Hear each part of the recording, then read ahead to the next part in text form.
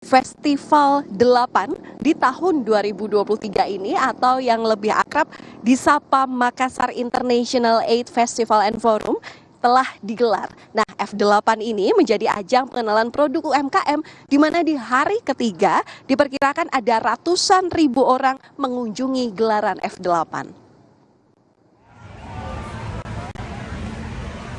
Makassar International Aid Festival and Forum atau F8 digelar di Anjungan Pantai Losari, Kota Makassar. Sejak dibuka pada Rabu 23 Agustus 2023, kegiatan F8 menarik antusiasme ratusan ribu pengunjung. Kegiatan ini dimanfaatkan pelaku usaha mikro kecil dan menengah UMKM untuk mengenalkan produk kerajinan maupun kuliner. Salah satunya UMKM produk kerajinan rajut.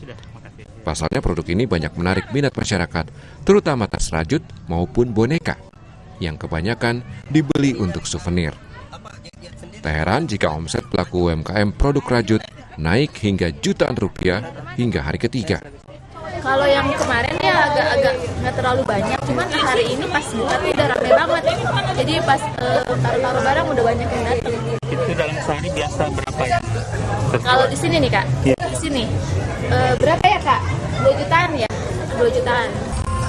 Di hari ketiga, pengunjung F8 juga dimanjakan dengan penampilan band ternama tanah air, seperti Slang, Symphony of Life, Govinda, dan Lobo, yang terbagi di 4 zona festival Pantai Losari. Dan sepertinya kalau kita melihat dari zona 1 sampai zona 4, jumlah pengunjungnya itu merata.